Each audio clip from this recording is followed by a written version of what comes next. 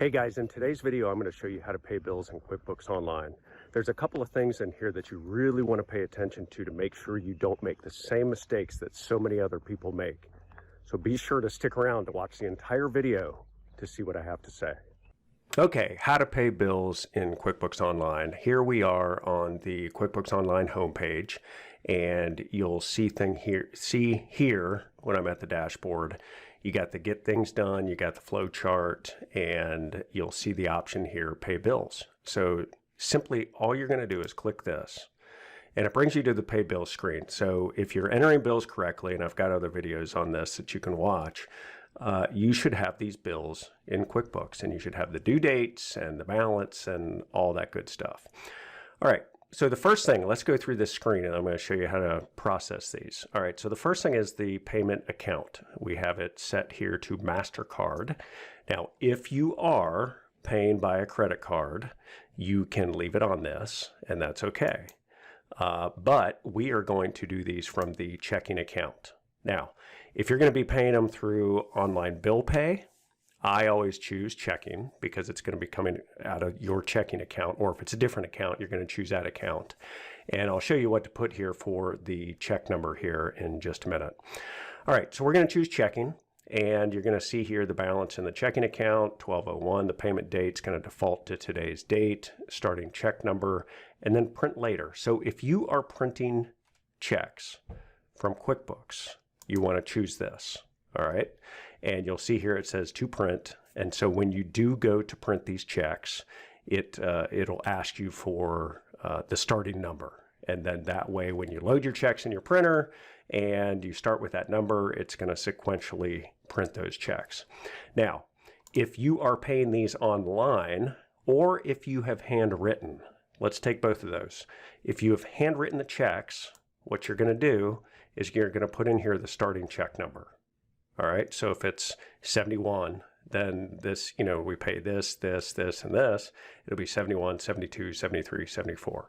So if you've handwritten the checks, you're going to do that. Now, I always use online bill pay, for example. It could be through the vendor's website or it could be through your bank. And so whenever I do that, you're going to put something else in here like EFT.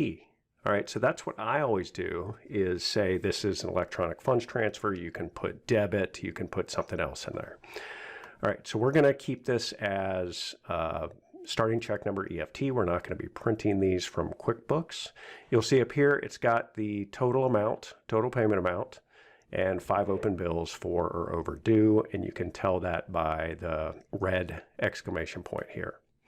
All right, so we're going to check off which ones we want to pay. So let's say that we want to get rid of all these past due bills. And it's going to say the open balance 86, and it's going to default and say that the payment is $86.44. It's going to default to the full amount. If you want to change this, so let's say that you say, you know what, I don't have all the money right now to pay all my bills, so I'm just going to pay part of these. I want to show some good faith, so I'm going to pay part of these bills. You can simply just type in a different amount, okay?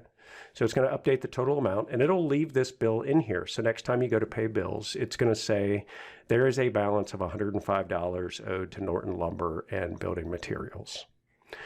Down here, you're going to see the total payment is $742.67. You got that balance of $1201, so your new account balance is $458.33. Now, down below here, you can always cancel. If you want to do this, come back to it later, whatever. Cancel this out and it'll cancel everything. You got to redo it all. Go over here and this is where you're going to pay. So you can schedule the payments online. All right. So when you click this, you essentially, you will attach to your bank, link to your bank, and you can pay them through QuickBooks and QuickBooks Online. If you do it by credit card, they do charge a processing fee, but it is possible to do that.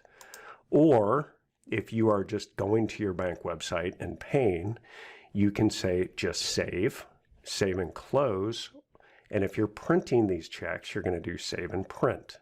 All right, it'll bring up the print screen. We're going to save and close. So we're going to say starting check number, EFT, and all of them should have been that way. And that's how you pay your bills in QuickBooks. So if I go back to this now, we're going to see pay bills. We got Norton Lumber. We should have our balance. There it is, $105. And then we got Diego's Road Order. So the other ones don't show up. So they are gone. All right, so that's it. If you have any questions, any comments, please feel free to leave those below. I see a lot of mistakes made in paying bills in QuickBooks Online, and a lot of it stems from when you enter those bills. So be sure to keep track of them and be sure to pay your bills correctly in QuickBooks Online. Also, if you're feeling a little bit lost and you need some more guidance, head over to the QuickBooks University at qbuniversity.org.